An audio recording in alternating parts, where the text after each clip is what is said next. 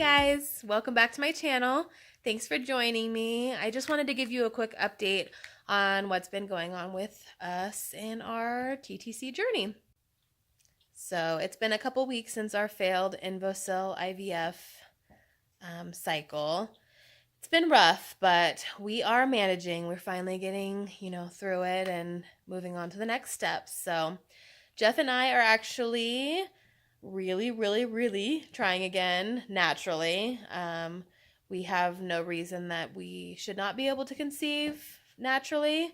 They found nothing with all the doctors we've gone to. So everything on Jeff's end looks great. Everything on my end looks good. I mean, I do have Hashimoto's. It's an autoimmune disorder of the thyroid, but it's all managed and under control. So it shouldn't stop us from getting pregnant naturally. So we are taking a couple extra steps the next few cycles just to really focus on our health and, doing what we can to get a positive pregnancy test. So the couple things that we are doing are, so I'm back to number one,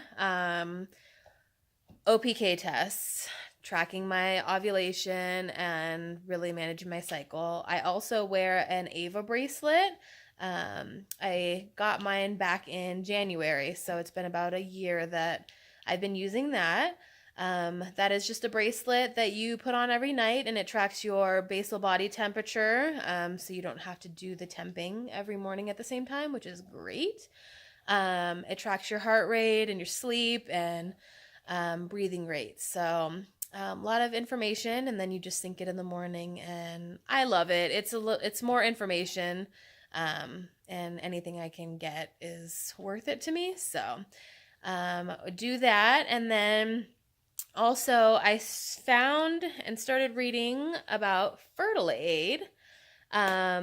So I started taking this a couple weeks ago, and honestly, I do think it's gonna help. I don't know why I feel that way, but I feel it might just be a placebo effect. I have no idea. But I feel more hormonally balanced, which it helps with hormones. It helps with reproductive fertility, everything. So I'm going to try this because literally anything I can get my hands on, I'm going to try to make it happen for us. So I'll let you know how this goes. This is 3 times a day. And I do actually have high hopes for it. There are really good reviews online about it as well. So that's called Fertilaid by Fairhaven Health. Yes, Fairhaven Health. And then I also started taking, just because it's got really good stuff, I'm only taking one of these. It's Ritual. They just came out with the brand new Prenatal. I had taken their daily vitamin, the multivitamin for women, prior to this, and I love it. So this has a few things that are not in the Fertilaid, so I am taking one of these as well, just to, make sure I get what I need there as well. So that's just what I'm doing. I also started Castor Oil Packs this cycle again.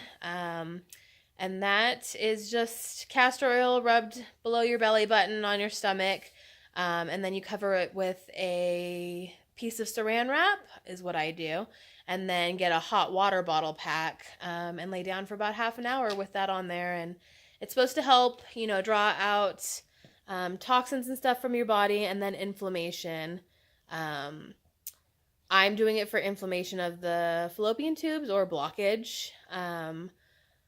My HSG test at the beginning of this year came back good, and both of my tubes were open, but because we had 4 failed IUIs, I asked my doctor what could cause that, what he thinks the reasoning could be, and he said that my tubes were open, but there could be underlying inflammation that's causing the sperm and egg not to meet. So I'm going to do what I can to see if I can help, unblock it or get rid of inflammation if that's what it is. So that's what I've been doing. Eating better, trying to get back on track again, really trying to just get my health back on course. With all the fertility meds the last year, my body needs a break. I need to detox and just feel good again. Yeah, so main focus there. And then Jeff and I both started taking CoQ10 supplement as well. That's supposed to be beneficial for egg quality and for sperm count and quality. So we are doing everything we can in our power. Yeah, so I will keep you updated. We're hoping that, after everything we've been through this year, that this is finally going to be our year and that it can end on a good positive note, like a big fat positive. So in a couple, probably about a week, because I have no patience, I'll probably start testing. I did get a positive OPK test yesterday, so I should be ovulating probably today. So yeah, I'll probably start testing in a little over a week. Again, every month, every cycle. It's just the person I am.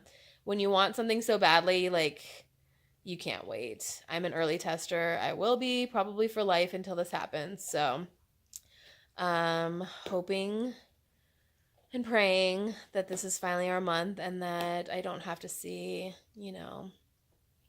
a ton more negative pregnancy tests, because it's heartbreaking and defeating every single time. So, praying and hoping that this cycle is ours, and, that 2019 brings us, a beautiful little baby.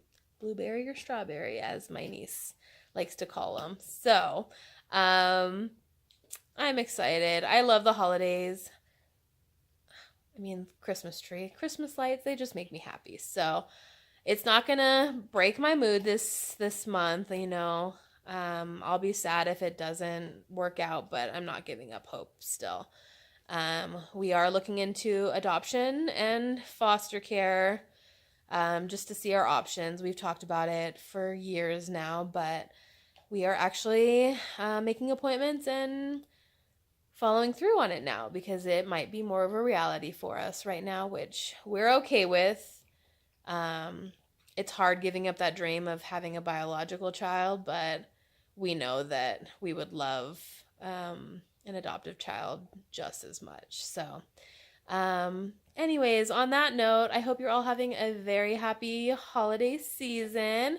I wish you all the best, and I just want to thank you for following my journey, and I do appreciate it. So thank you for your support, and I hope you like these videos. So keep following, and I'll see you soon.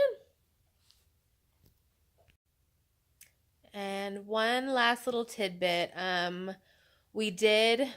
Jeff and I both did have, per our last doctor, he wanted us to do a chromosome test, and so we both went in for our blood work for that. And at this moment when I'm filming this, we still have not received the results from that. So I'm curious to see, because we had 8 eggs, and then for all 8 not to turn into good embryos, he thinks there might be an underlying chromosome issue. So we're still waiting on results from that. I will give an update when we get those results, because I am curious. I had never really thought about that, I guess. So we'll see how that goes when the results come in. But at this time, still unclear what is going on there. So I'll let you guys know when we find out.